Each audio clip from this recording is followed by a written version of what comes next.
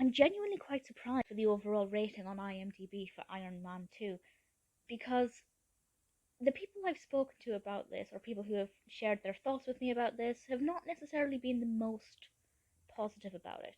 And I can see why. Not that it's a bad film, but compared to the first film, well, in a way, I actually preferred it to the first film because it's not quite as action packed. And I'm not a big fan of action films. I prefer a narrative. I prefer substance over style.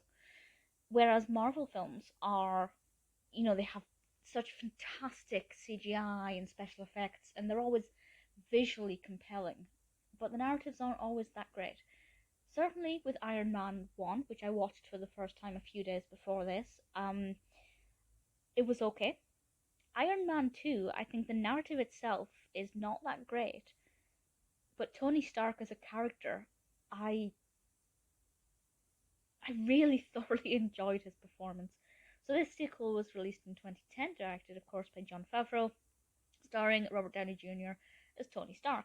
Stark in the first film, I felt no emotion towards. I wasn't bothered about.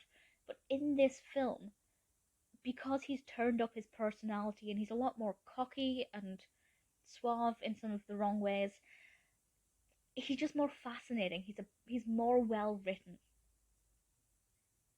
He's a more well-rounded, well-developed character, and that makes him certainly very interesting. I will be the first person to admit that if I met him in real life, he would annoy me so much, and I just would not like him. But as a film character, really enjoyed Robert Downey Jr.'s performance here. With regards to the narrative itself, I think I preferred it to the first film. And I think that's because, well, first of all, there are some moral questions about whether or not this individual with this Iron Man superhero suit should be allowed to have it, or if it should become property of the American government because of dangers it may pose. There are arguments that it's certainly a weapon. And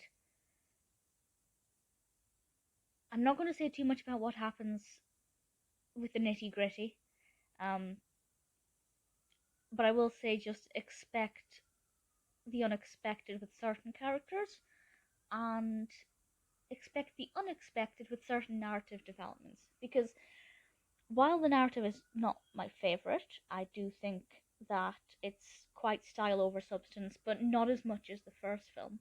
I find that it focused quite unbalanced on certain things. It took a long time to set the film up, and I actually preferred, say, the first half an hour, which was setting up for the action that was to unfold. Once the action kicks in, I feel like the pacing is a little bit off.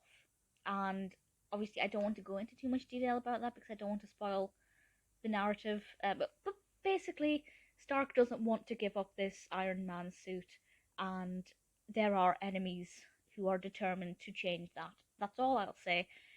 I feel like sometimes the narrative was going well, sometimes the pacing was bad, it wasn't really emotive.